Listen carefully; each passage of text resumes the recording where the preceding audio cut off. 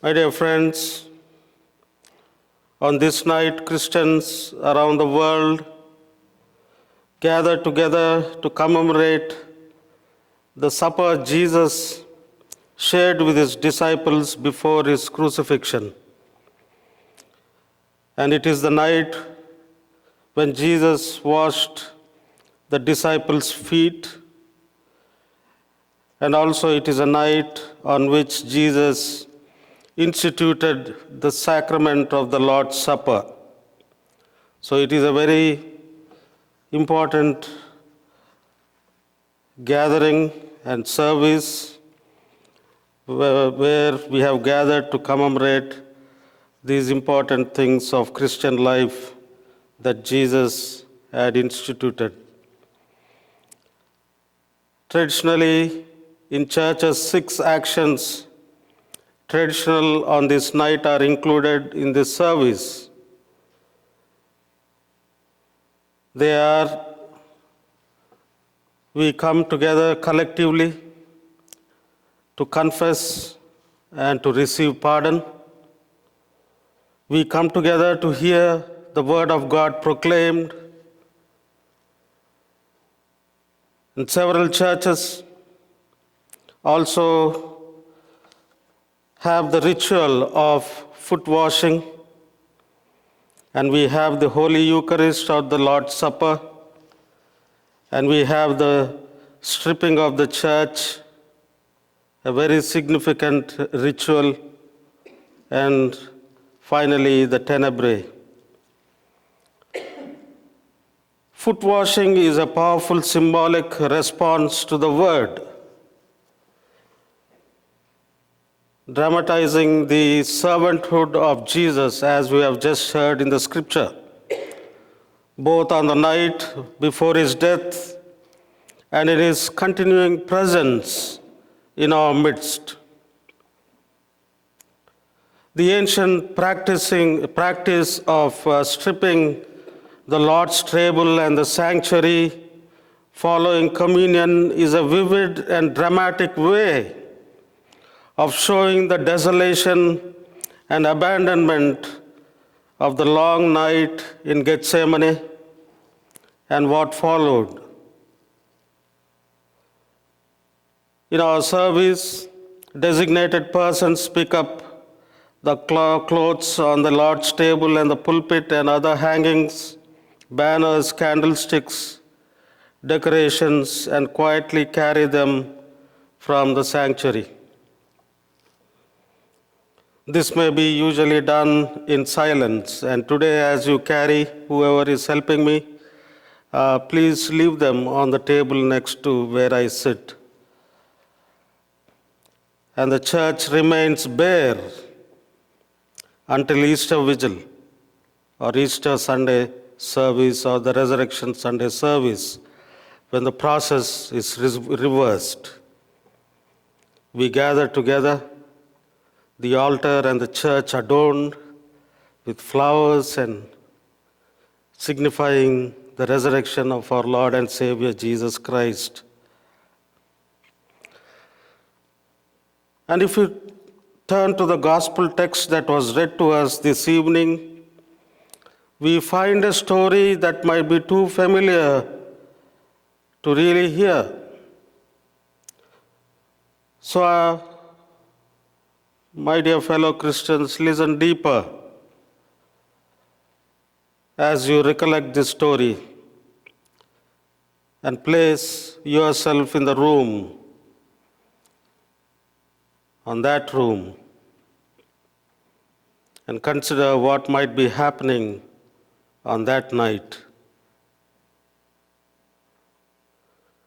It might seem useless to try and ascribe inner thoughts to the actors in the gospel drama, but you can't help but wonder what was going through Jesus' mind when he got up and grabbed the towel and the basin.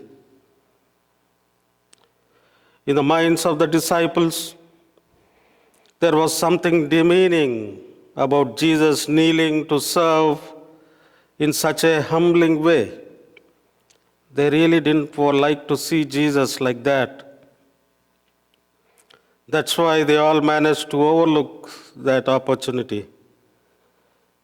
But for Jesus, it wasn't demeaning. It was an opportunity to serve. More than that, it was an opportunity to be who he came to be,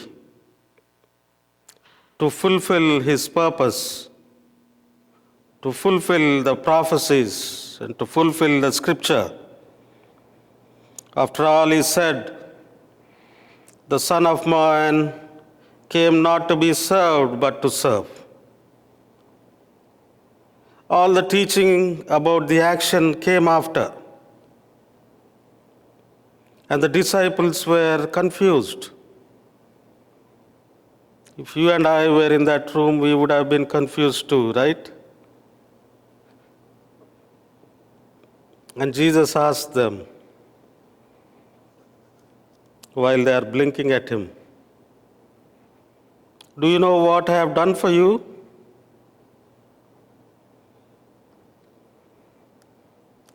Nope. He could read it in their eyes. They didn't get it, what Jesus had just done. They were still looking for the best seats around the table. They were still looking for their rewards, both on earth and in heaven. They didn't have a clue what he had done, which means they didn't know him at all. Later, Jesus says, I give you a new commandment. And that's where the word mandi comes from, the Latin mandatum, or a command, a new commandment. He says later is, love one another as I have loved you. Except the new commandment wasn't new. Not really, because Jesus already acted it out in front of them. And he said, as I have loved you, by serving, by getting on his knees, Jesus acted out that commandment. And he said, love like I have loved you.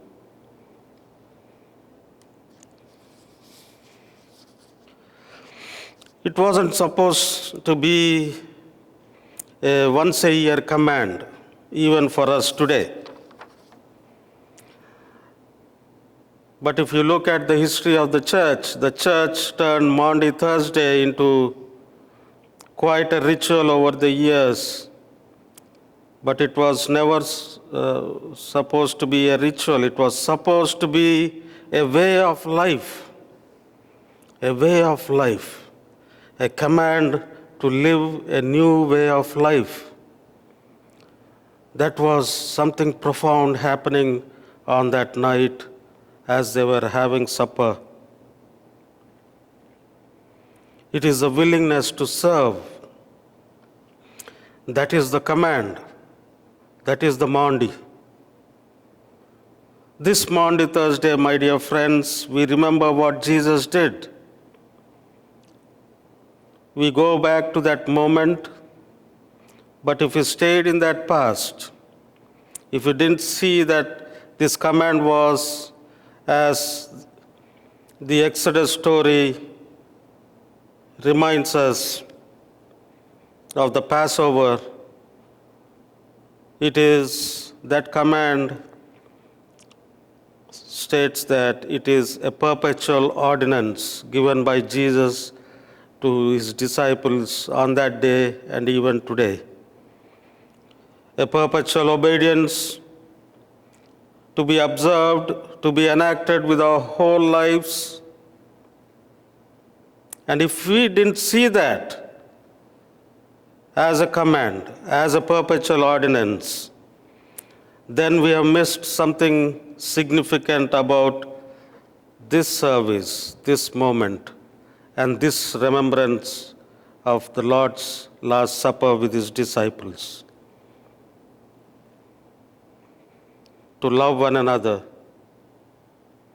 to live a new way of life, to live a life reflecting the values of the kingdom of God that Jesus has taught, the values of the kingdom of God for which Jesus had sacrificed, to embody those values in our lives and to reflect the light of Christ in our lives and in our faces, in our countenances, and in our ways of living and relating with each other and with the rest of God's creation.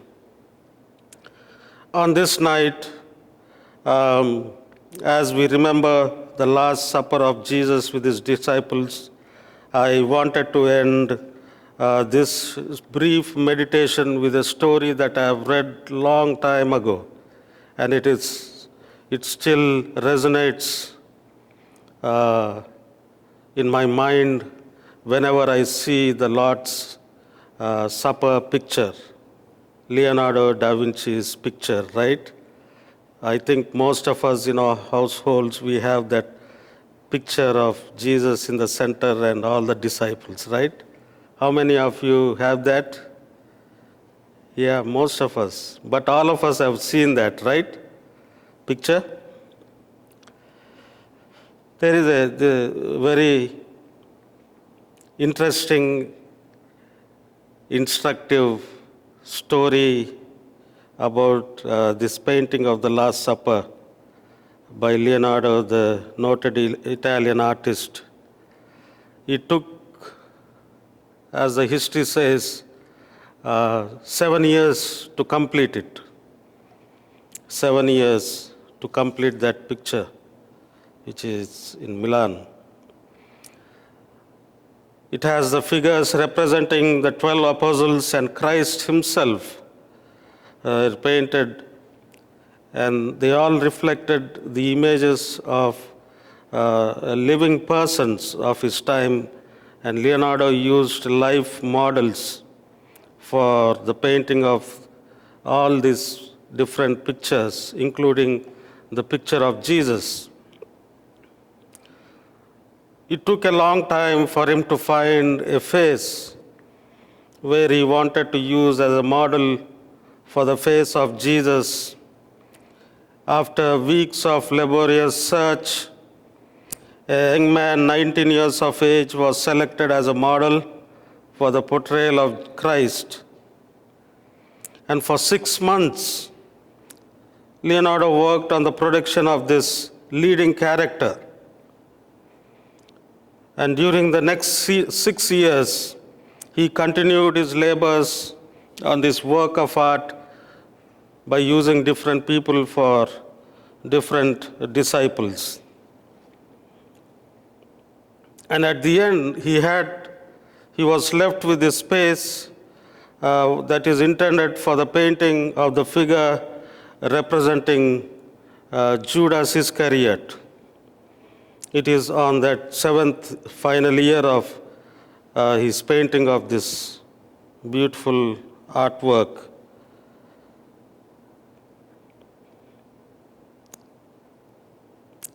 He was trying to find a model for Judas Iscariot. This was the apostle whom we all remember, who betrayed his Lord for 30 pieces of silver. For weeks, Leonardo searched for a man with a hard, callous face and with a countenance marked by the scars of avarice, deceit, hypocrisy, and crime. A face that would delineate a character who would betray his very best friend. After many discouraging experiences in searching for a type of person required to represent Judas, word came to him that a man whose appearance fully met his requirements had been found in a dungeon in Rome, sentenced to die for a life of crime and murder. At last, the famous painter had found the person he wanted to represent, the character of Judas in his painting. And as he finished his last stroke, He turned to the guards and said, I have finished. You may take this prisoner away. And as the guards were leading their prisoner away, that prisoner suddenly started crying and calling to speak with Leonardo, and he shouted, Leonardo, look at me. Do you not know who I am? And Leonardo looked at him, scrutinized the man upon whose face he constantly gazed for 6 months, and replied, No, I have never seen you in my life until you were brought here before me out of the dungeon in Rome. And this prisoner, falling on his knees, lifting his eyes towards heaven, he cried, O God, have I fallen so low? Then he, turning his face to the painter, he cried, Leonardo, look at me again, for I am the same man that you used me 7 years ago to paint the face of Christ.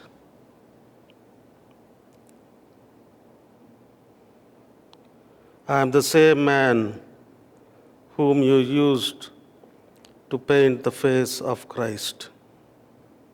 And today he was here on his knees, representing the face of the one who deceived and betrayed Jesus. And is the story true? Maybe not. But it is a very thought-provoking story. You and I are created in the very image of the Lord, of God, who created each one of us. And on this day, on this night, as we have heard the very new commandment, the mandate, what do our countenance reflect? The very faces that were created in the very image of God. Are we reflecting the Christ in and through us? My dear friends, this story teaches us so strongly the lesson of the effects of right and wrong. He was a young man whose character was so pure and unspoiled by the sins of the world that he represented a countenance and innocence and beauty fit to be used for the painting of the representation of Christ. All of us can represent the face of Christ in this world, in this broken world. But during the next 7 years in the life of this young man, following a life of sin and crime, he was changed into a perfect picture of most notorious character ever known in the history of the world. My dear friends, today, as we gather to remember the very last supper of Jesus with his friends and disciples, and the night on which he was betrayed, and on the night that he spent his time in the darkness of Gethsemane, preparing himself to carry your sins and my sins and dying for them on the cross. Let us remember and let us introspect our own lives. Make the changes that we need to, so that we can reflect the values of the kingdom of God Jesus has taught. And more importantly, let us reflect the countenance of Christ in and through our lives. Amen.